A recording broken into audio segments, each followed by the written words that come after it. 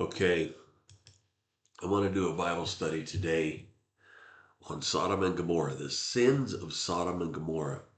We know the obvious sin of Sodom and Gomorrah, at least most of us do, the sexual sin. But there are more sins to Sodom and Gomorrah. And the Bible sets the standard with Sodom and Gomorrah and their story and their sins. And they are the benchmark for what it's when God brings his wrath on a city or a country or the world. There's basically two stories in the Bible where God uses these stories to show us what it's going to be like in the end times, which we are currently living in, what to look for. And one of those things is when the sin has come to the full, and the two times that when the Bible talks about when the sin has come to the full, the transgressions have come to the full, it'll be like Noah's day and our Sodom and Gomorrah. And I want to compare the sins of Sodom and Gomorrah to the sins that we are seeing today in our world.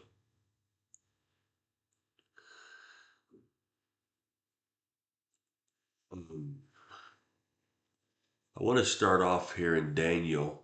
I'm going to read about what it's going to be like when the man of sin, the Bible tells us there's two things. When we look in the Pauline epistles, there's two things that we need to be looking for. One is the falling away of the church. And the second is the man of sin is revealed. And I want to show you when he is revealed, the transgressions are coming to the full. I'm going to read it right here. And this is Daniel chapter 8, and I'm going to read verses 23 through 25. And in the latter time of their kingdom, when the transgressors are come to the full, a king of fierce countenance and understanding dark sentences shall stand up. And his power shall be mighty, but not by his own power. And he shall destroy wonderfully, and shall prosper in practice, and shall destroy the mighty and the holy people. And through his policy also he shall cause craft to prosper in his hand. He shall magnify himself in his heart, and by peace he shall destroy many. He shall also stand up against the prince of princes, but he shall be broken without hand. Okay. So in the latter time, the king, this gives us a lot of information here on the Antichrist and the men of sin. But he's gonna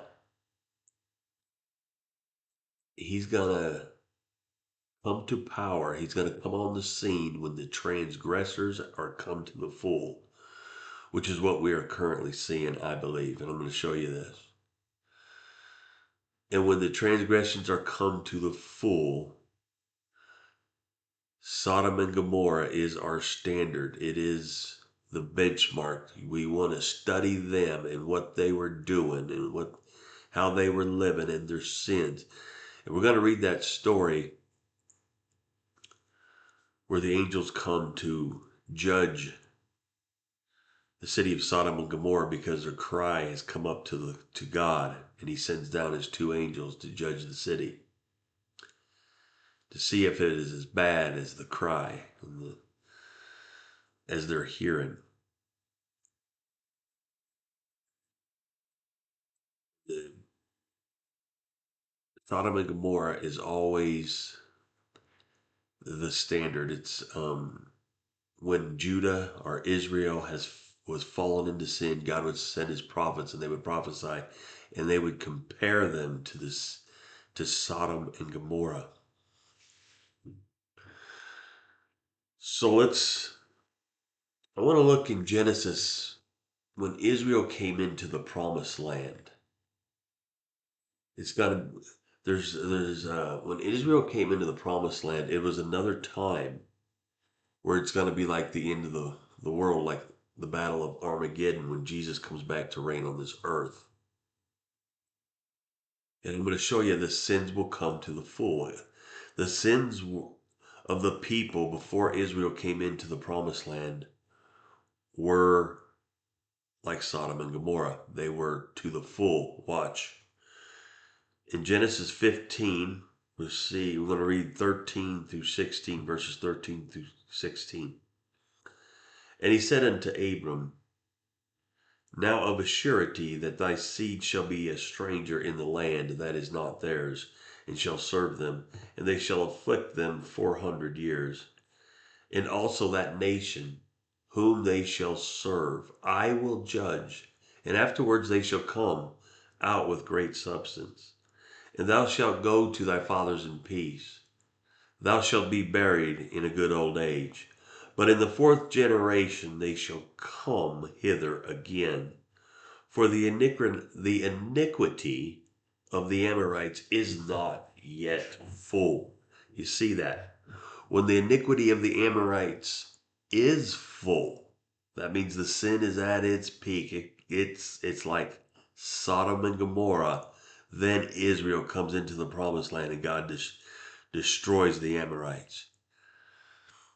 But their iniquity has to come to the full. Very interesting how everything that's about ready to happen in these last days, not completely everything, but most of what you see in the book of Revelations has already happened. God gives us Sodom and Gomorrah as an example. And when the nation of Israel came into the promised land, he gives us another example. The Amorites, their sin had to come to the full. I want to go to 1 Kings. We're going to look at some of these sins. 1 Kings 14. We're going to get to Sodom and Gomorrah quickly. Just want to read verses 22 and 24. I just wanted to show you how there's times in the Bible when the transgression comes to the full. Not only is it in Sodom and Gomorrah when God destroyed that city, or the world in Noah's time when God destroyed the world with a flood, but it also when Israel came into the promised land, the people that were in the land at that time, the transgressions had come to the full. Let's see verses 22 through 24. 1 Kings chapter 14, verses 22 through 24. And Judah did evil in the sight of the Lord, and they provoked him to jealousy with their sins which they had committed above all that their fathers had done. See that? Their sins were above all that their fathers had done. For they also built them high places and images and groves on every high hill and under every green tree. And there were also Sodomites in the land. And they did according to all the abominations of the nations which the Lord cast out before the children of Israel. So there were Sodomites in the land, and they did according to all the abominations of the nations. So they did it according to the nations which the Lord had cast out before the children of Israel. So they were doing the same things when remember, God showed us how the transgressions will have to come to the full. They has to get to the worst of the worst. And then the nation of Israel, because God was going to destroy these people. He didn't want to destroy them until that sin had come to the full. And he says here, now Israel had gotten to that place where their sins were like those people. And what does he say? There were Sodomites in the land, and they did according to all the abominations. Just wanted to show you that sodomy is an abomination to God. And I could show you more verses where God says that it is an abomination, that homosexuality is an abomination to him. But I don't think we need to. I do want to look at one thing, though. The definition of sodomy. If we, like, I'm going to do sodomite. Look at the definition of sodomite. Sodomite, an inhabitant of Sodom, or a person who engages in sodomy. See that? It's an inhabitant of Sodom or a person who engages in sodomy. So if we look up sodomy,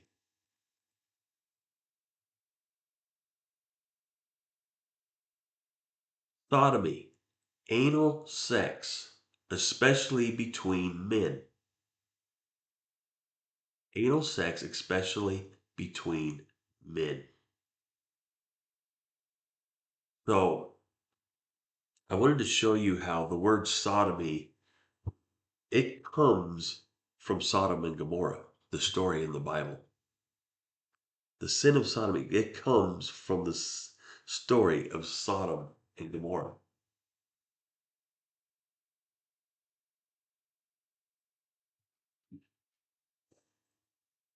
Just wanted to make sure that we're clear what sodomy is. I'm sure you knew, but and I also want to make this point since there's two angels that come into Sodom and Gomorrah to judge the land. I want to show you how in the Bible, most of your angels are going to appear as ordinary men. If we look in Hebrews chapter 13, I want to read verses 1 and 2. Let brotherly love continue. Be not forgetful to entertain strangers, for thereby some have entertained angels unawares.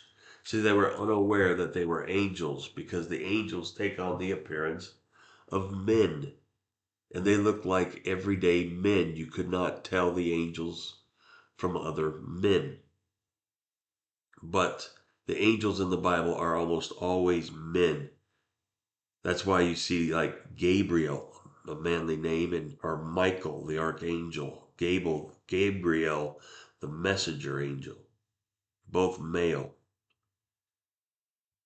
Just wanted to show you that so we'll make sure that everybody's clear. Angels in the Bible are usually men, male. They're always male. They're always male. I don't know any time that it's not.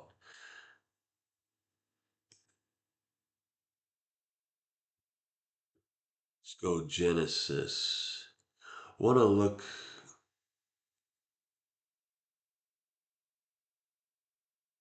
Genesis? Let's look. We're going to look at the story of Sodom and Gomorrah now. First, want to read verses Genesis chapter 18. I want to read verses 20 through 22.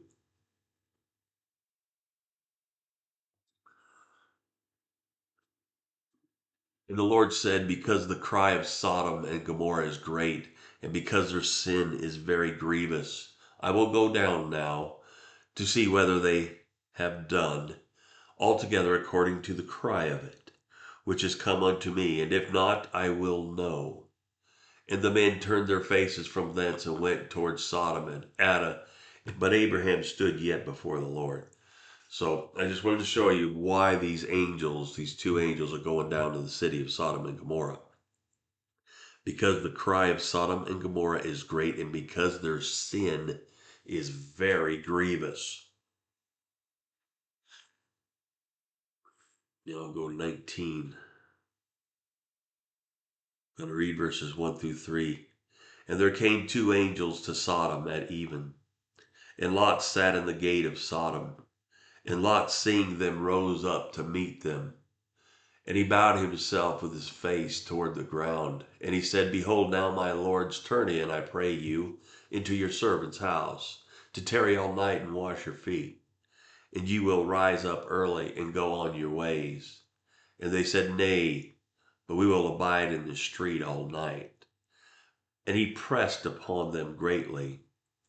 And they turned in unto him, and he entered into the house. And he made them a feast, and he did bake unleavened bread, and they did eat.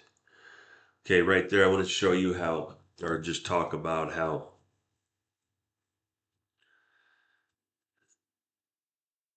Lot knew the wickedness of the city.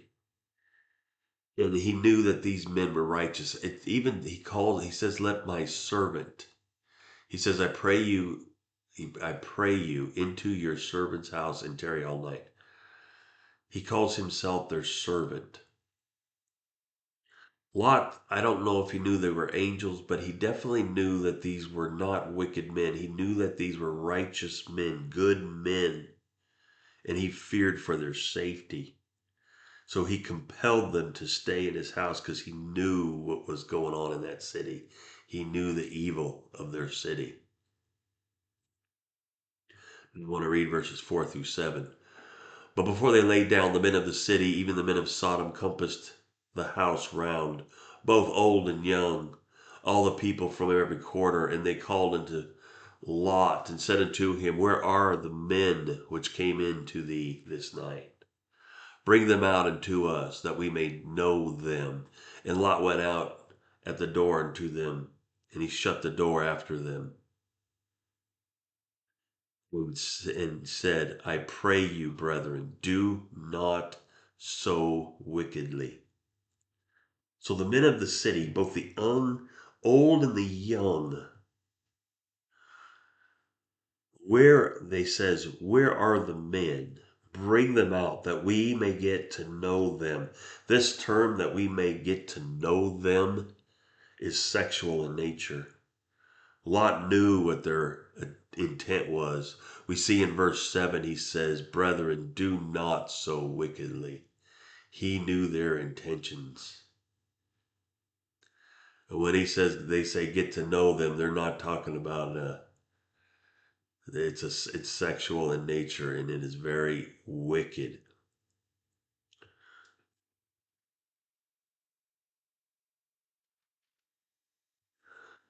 See verse 8. Let's read verse 8. But behold now, I have two daughters which have not known man. Let me, I pray you, bring them out unto you, and do to ye to them as is good in your eyes. Only unto these men do nothing, for therefore came they under the shadow of my roof. Very interesting here. Now Lot even offers his two virgin daughters to these men. The men don't want the young women. They don't want the virgin. They want the men. We just read the definitions of sodomy and sodomites, where it comes from. These men were gay men. They wanted the men, not the women. Lot tried to appease him with his two daughters. To think that Lot would do this is very strange. Lot just, he he felt so bad for these two men, but to offer his two daughters is just, yeah, it's hard to fathom what's going through Lot's mind here. He just, the thought of these men being subjected to rape from other men, he could not bear it, and he was going to offer his two daughters. And the men said no. The men didn't want the two women. And then we look at verse 9. And they said, Stand back. And they said again, This one fellow came into sojourn. They're talking about Lot. And he will needs be a judge. Now will we deal worse with thee than with them. And they pressed sore upon the man, even Lot, and came near to break the door. Now they threatened Lot. They said, We're going to deal worse with you. They're kind of letting you know their intentions with the two angels were wicked and were evil. And it's got to even be worse for Lot as they threaten Lot. Now we see, let's read verses 10 through 13. But the men put forth their hand and pulled Lot into the house to them and shut the door. And they smote the men that were at the door of the house with blindness, both small and great, so that they wearied themselves to find the door. And the men said unto Lot, Hast thou here any besides the son-in-law, and thy sons and thy daughters, and whatsoever thou hast in the city, bring them out of this place. For we will destroy this place, because the cry of them is waxing great before the face of the Lord, and the Lord hath sent us to destroy the city. Notice, even when they smite the men with blindness, they wearied themselves to find the door. They were still trying to find the door. It didn't even stop them. They were still, well, it did stop them because they couldn't find the door, but it didn't stop their effort. They were still trying. I mean, that amazes me right there. These men were determined. Now I want to look and see how it ends here. I want to just make this point. I'm going to read verses 16 through 24.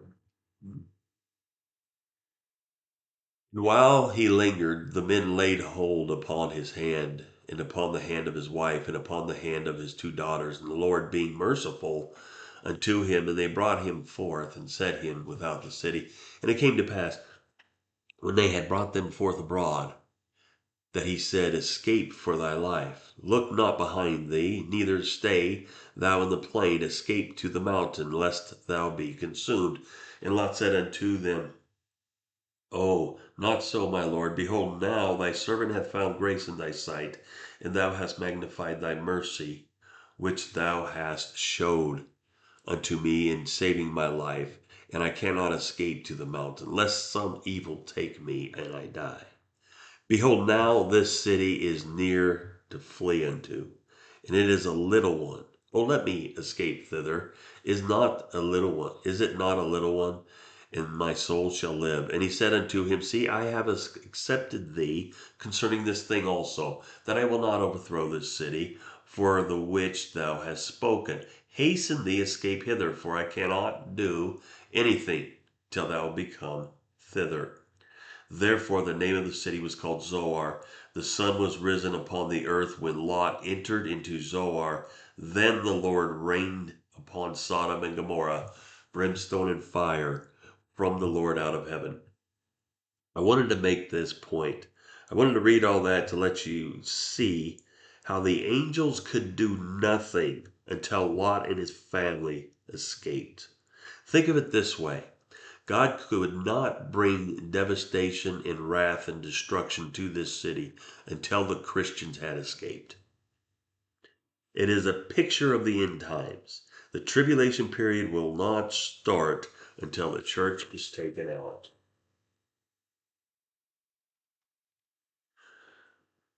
Now I'm going to look. One thing about the Bible that I've always loved how God does this is He can tell you more. You'll find more about the sins of Sodom and Gomorrah in other verses in the Bible. And that's what I'm going to do. I'm going to show you it's not just the sin of homosexuality with Sodom and Gomorrah, the sin of sodomy. They have more sins. And we're going to look at those.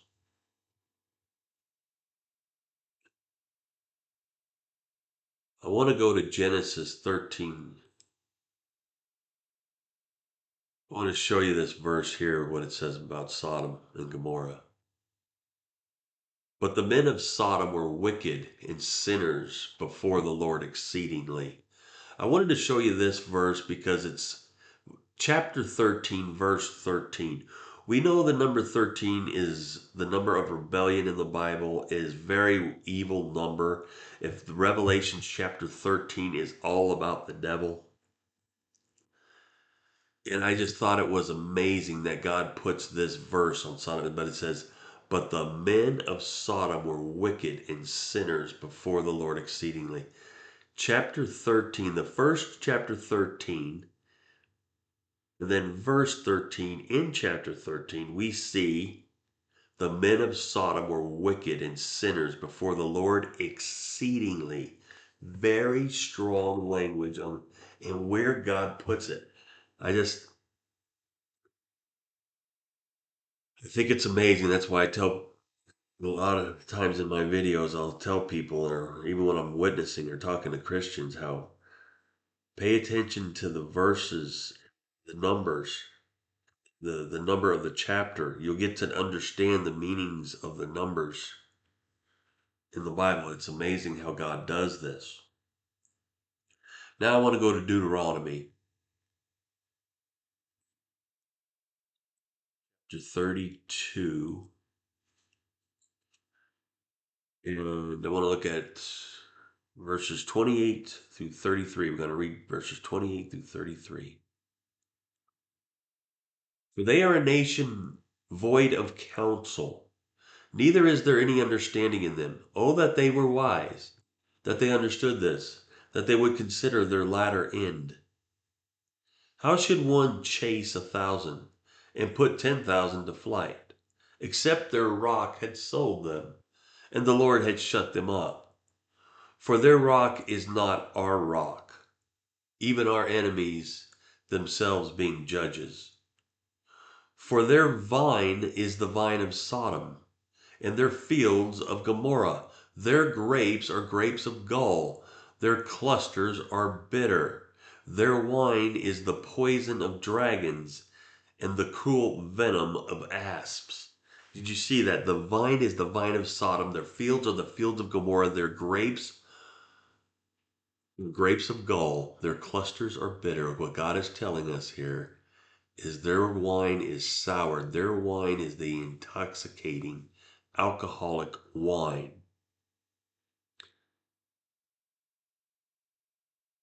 Sodom and Gomorrah were drunks.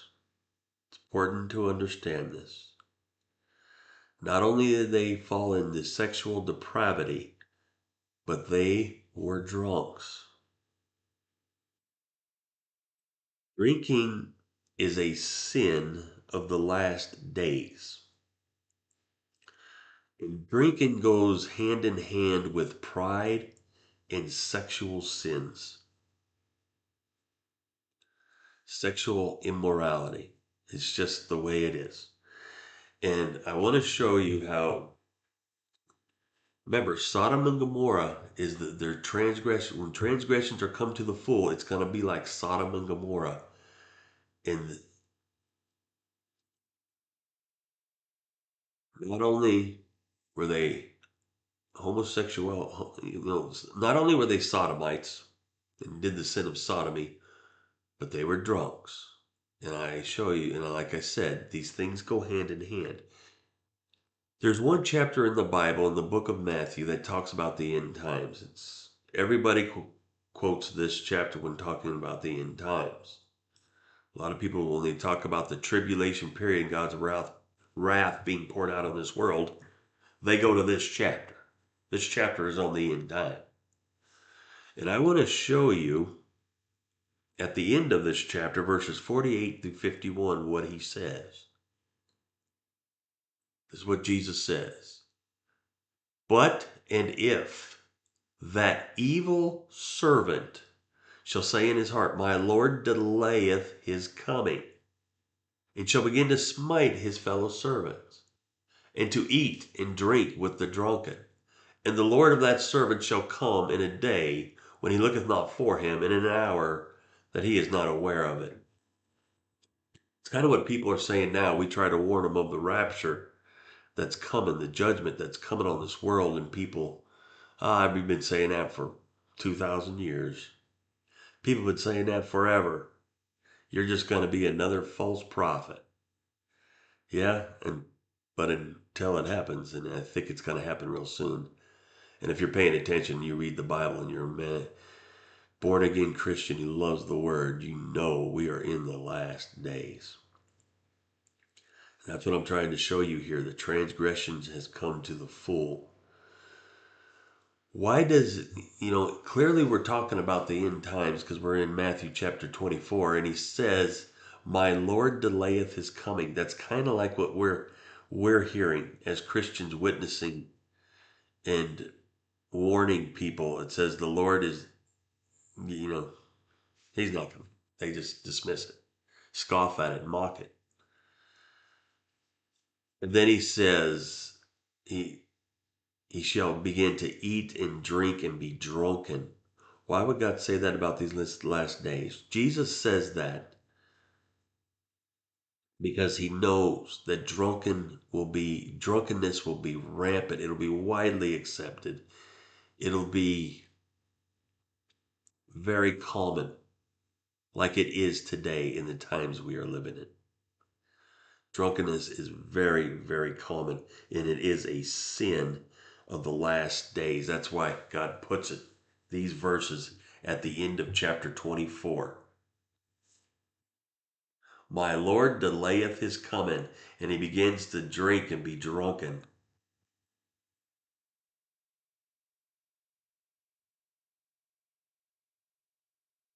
So what? I'm going to look at Noah. A lot about the stories of Sodom and Gomorrah and the stories of, Noah and the flood. It's what happens after the flood. What happens after Lot escaped? Tells you about the times they were living in.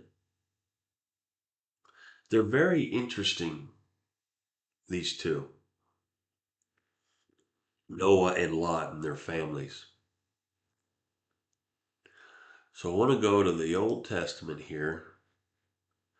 I'm going to go to chapter 9. We're going to read about what happened to Noah after the flood, after the water abated, and see, we're going to read verses 20 through 24. And Noah began to be a husbandman, and he planted a vineyard, and he drank of the wine and was drunken, and he was uncovered within his tent.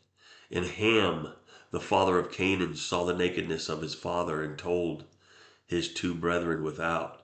And Shem and Japheth took a garment and laid it upon both their shoulders, and went backward and covered the nakedness of their father.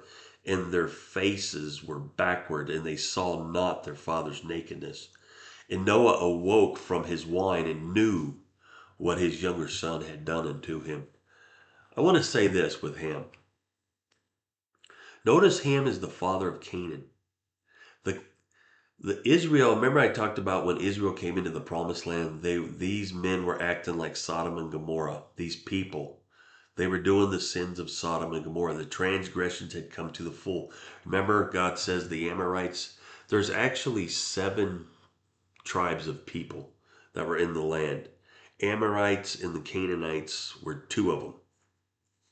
It's actually called the land of Canaan. But in those verses in Genesis 15, we read how the the iniquity of the Amorites had not yet come to the full. We read how there were Sodomites. It's interesting here who Ham is. This is the youngest son of Noah. He is the father of Canaan. Canaan they were engaged in the sins of Sodom and Gomorrah. They were Sodomites.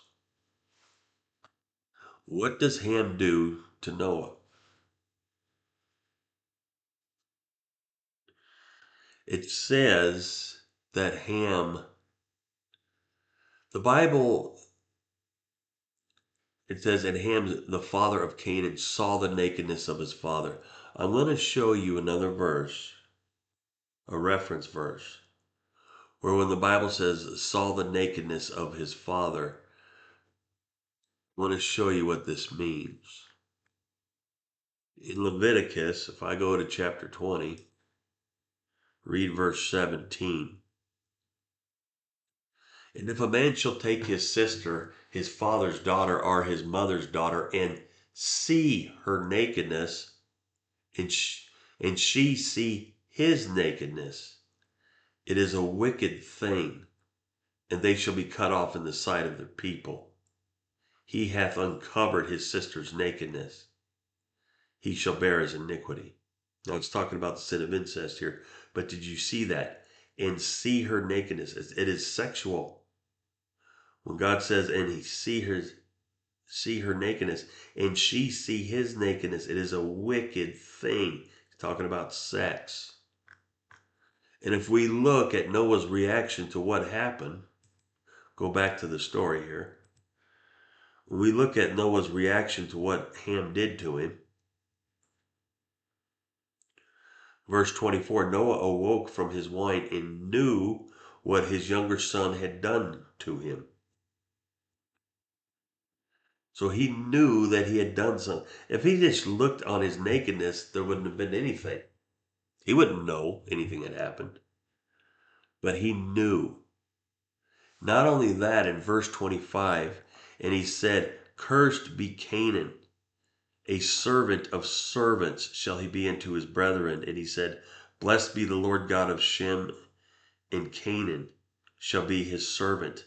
And God enlarged Japheth, and he shall dwell in tents, and of Shem, and Canaan shall be his servant."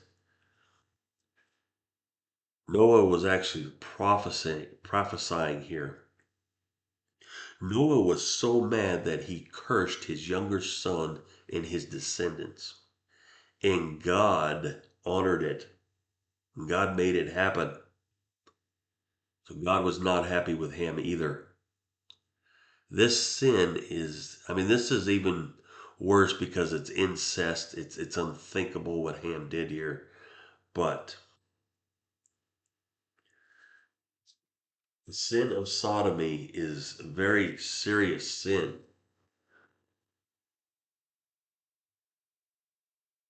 We're going to look at what happened to Lot after he escaped.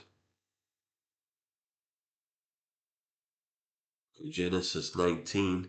I want to read verses 31 through 36.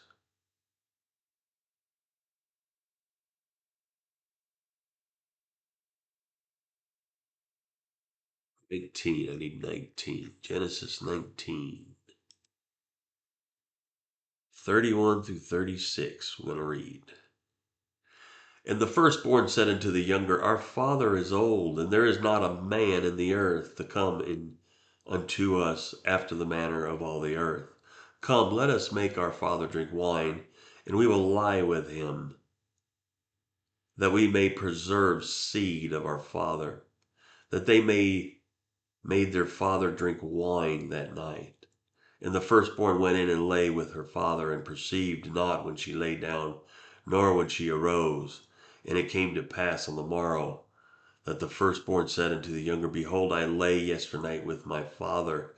Let us make him drink wine this night also, and go thou in and lie with him, that we may preserve seed of our father. And they made their father drink wine that night also. And the younger arose, and they lay with him, and he perceived not when she lay down, nor when she arose. So Lot did not perceive it, but he must have been really drunk. Kind of surprises me how the wording of it here says they made their father drink wine. How can two girls make their father drink wine? I don't know. I don't think they probably, I don't know if Lot fought it too much. But here again, we see two stories. And these are the Christians. You can see how these Christian families, both of them, were affected by the sin of the city and the times they live in. They were affected. Noah planted a vineyard for the purpose of drinking. Lot was kind of coerced by his two daughters, deceived maybe. But the fact that they got him that drunk, I mean, let's face it, I'm sure he knew that it was alcoholic when he tasted it. I mean, and he kept. I see both of these families, even though they were Christian, were definitely affected by the evil times they were living in. And they came out of it, and God had mercy on them. And we're thankful for that, especially Noah. Thankful for that. But you see, it affected them, the times they were living in.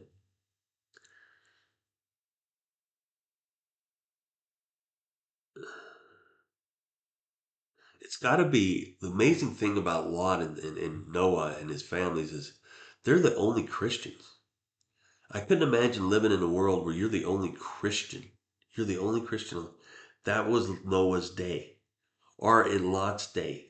The way those men came around and encompassed this house and, and surrounded and demanded the men to come out and wouldn't take no for an answer. And he tried to appease them, and they wouldn't even take his two virgin daughters. They wanted the men. Scary, scary that how wicked, evil that city had gotten. Think What was it like for Lot's daughters to grow up? What did they see? What did they teach in the schools? Obviously, they did. The whole town, it said, the whole city came against Lot's house. I mean, the whole city was bad. Let's look at, so in both stories after, you see incest, you see sexual sin, and you see drinking. We're going to look at some more sins of Sodom and Gomorrah. We're going to look at Isaiah. We're going to look at Isaiah chapter 3, verse 9.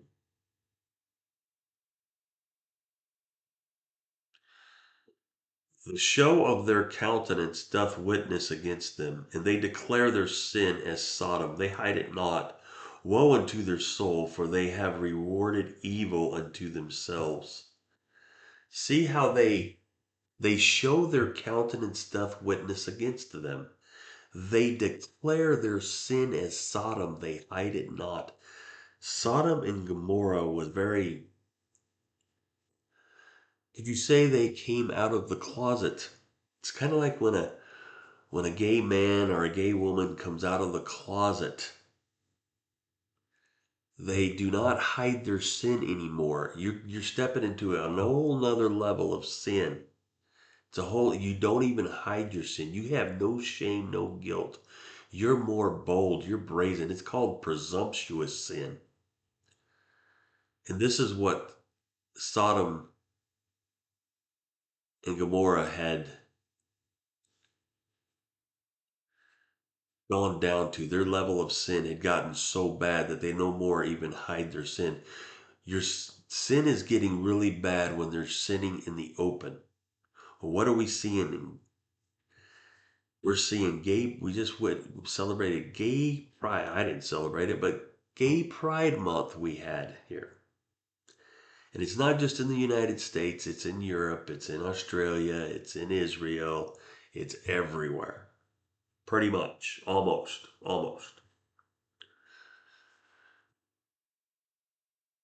What are they doing? They're declaring their sin. They're not hiding it like Sodom and Gomorrah did. One of the sins about Sodom and Gomorrah, your sin gets to a point where they're not hiding it anymore, and then it's accepted and it's common, and that's when you know you're getting really deep into sin. When people do not even hide their sin anymore. What's the term coming out of the closet? Let's look at Jeremiah. Let's look at another one, another sin of Sodom and Gomorrah. Some of these you might not know. 23:14. I have seen also in the prophets of Jerusalem a horrible thing. They commit adultery, walk in lies. They strengthen also the hands of evildoers. Let that none doth return from his wickedness. They are all of them unto me as Sodom, and the inhabitants thereof as Gomorrah. Think of this. Think about the times we live in. There are people that are being promoted because they're transgender. Now, are they qualified for the positions like in our government? I live in the United States. Like in our government,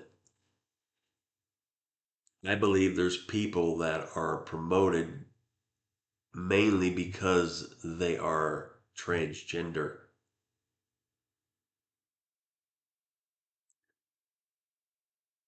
Evil is not corrected, it's not condemned, it's condoned, and it's promoted. These are the times we live in. They strengthen the hands of evildoers, the corruption, the people who are susceptible to bribes, and our politicians who are susceptible to bribes seem to be the most successful and rise to the highest offices and titles and jobs. They get the good jobs.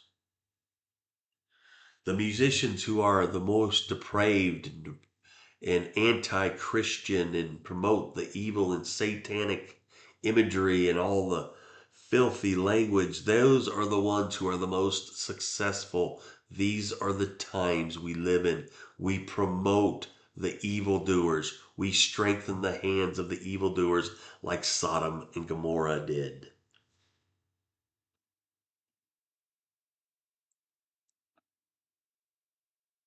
It is an abomination of God when you do this. Let's look at Proverbs chapter 17, verse 15.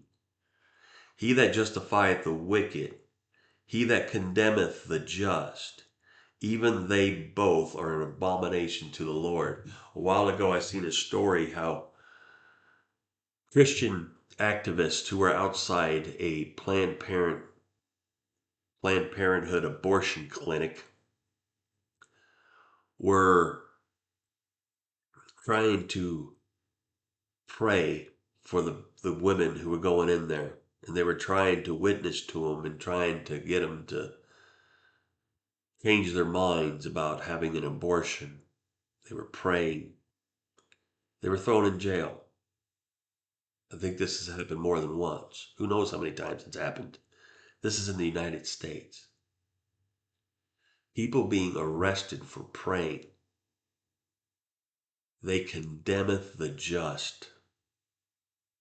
I've seen people being arrested for preaching the gospel at a gay pride event. It's preaching the gospel. Standing on the side of the street just and get arrested. While the wicked can walk around naked among children at a gay pride. A gay man would walk. Seen it the other day. Video of it. San Francisco. That's how they justify the wicked and they condemn the just. And it is an abomination to God when they do this. We're seeing this in the times we're living in. Go Ezekiel. Look at another one. Ezekiel 16:49.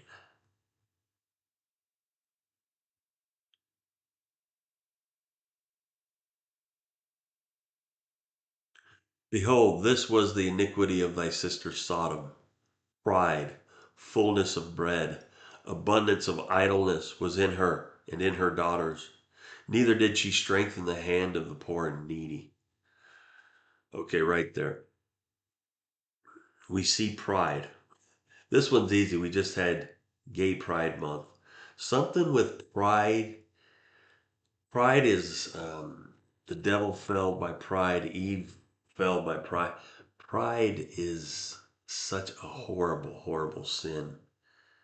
Something to do with drinking as well. Drinking, become 10 foot tall and bulletproof, puffed up, full of pride. Sodom was full of pride and fullness. Remember, their land was very prosperous. Remember when Lot separated from Abraham because they were grown so much. God had prospered them so much that their herds were so big and their herdsmen were having trouble keeping the herds separate and whose was whose, and they were starting to fight amongst each other. So they said, we just need to separate. And Abraham said to Lot, you pick wherever you want to go and I'll go to the other way. You want to go this way, I'll go the other opposite direction. And Lot chose Sodom and Gomorrah because he looked and it was plush.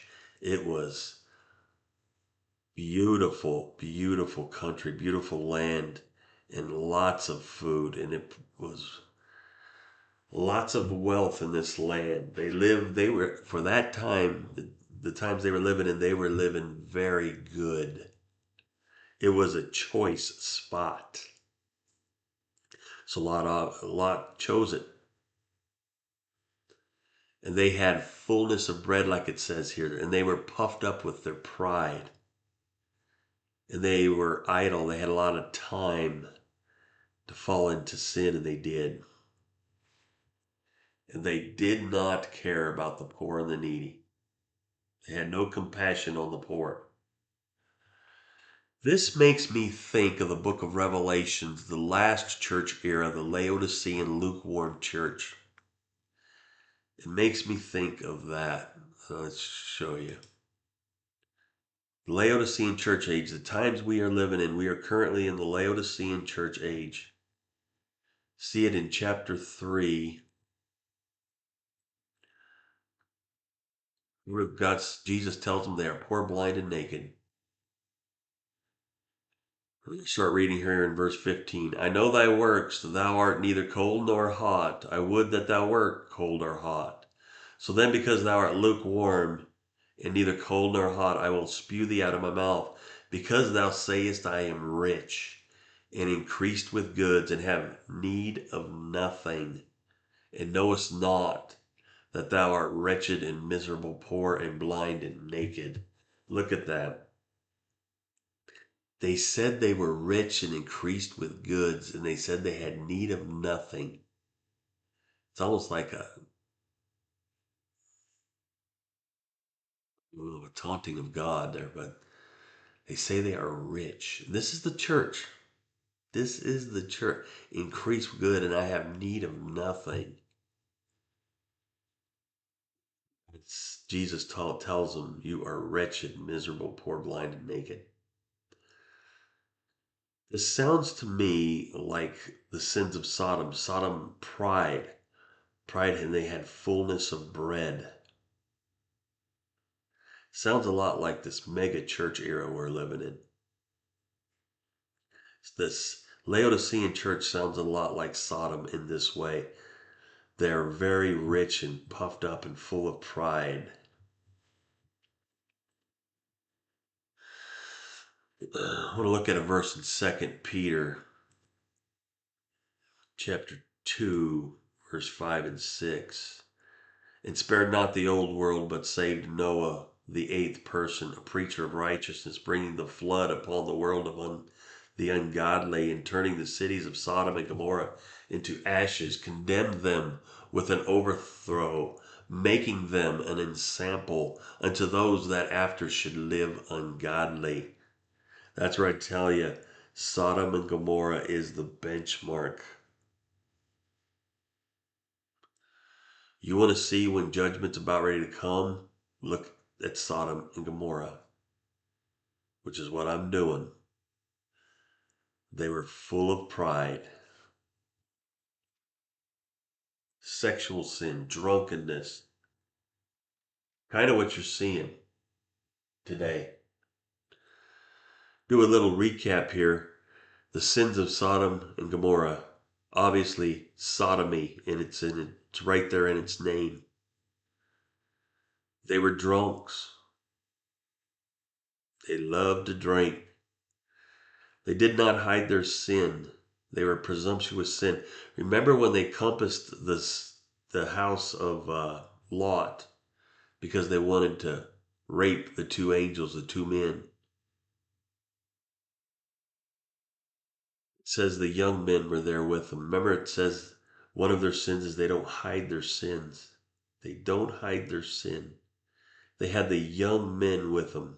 I think they didn't hide their sin from their children, from their kids.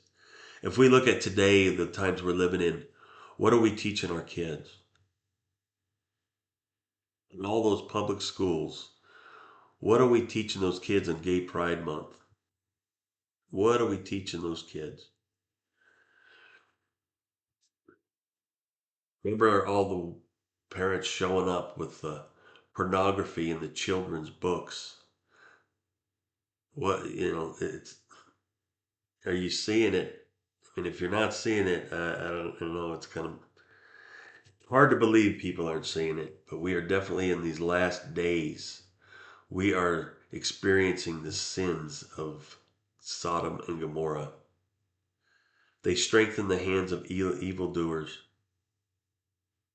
Look at all our politicians, the corrupt ones rise to the top.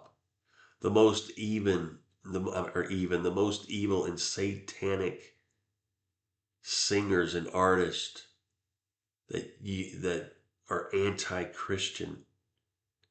They're the most popular. They're the most wealthy. They're all, they get all the shows, wealth, and commercials. Think about pride. Sodom and Gomorrah was filled with pride. Think of how we just celebrated Gay Pride Month. They were rich and complacent. They didn't lean on God. They didn't trust in God. They trusted in their riches. Think about the mega church era, how it's affected our church, the sinful times we're living in. No compassion for the poor. Sounds just like the times we're living in. Remember in Second Thessalonians, I want to read the chapter 2, I want to read verses 1 through 3. Now we beseech you, brethren, by the coming of our Lord Jesus Christ and by the gathering together unto him, that you be not soon shaken in mind, nor be troubled, neither by spirit, nor by word, nor by letter from us. As that day of Christ is at hand, let no man deceive you by any means. For that day shall not come, except there come a falling away first, and that man of sin be revealed, the son of perdition. Now I want to show you the falling away. On this website here, it's a Wikipedia page in Wikipedia. It's a list of Christian denominations affirming the LGBT people. Various Christian denominations do not consider homosexuality or transgender identity to be sins. These include entire denominations as well as individual churches and congregations. Some are composed mainly of non-LGBT members and also have specific programs to welcome LGBT people. Now we got a little article about history, but we got the denominations, international, African, we got North American, we got the Episcopal Church, Evangelical Anglican Church in America. We see Baptist churches falling into this, accepting the LGBT community. I've seen recently the Lutheran denominations and the Methodist denomination bringing in the acceptance of the LGBT movement.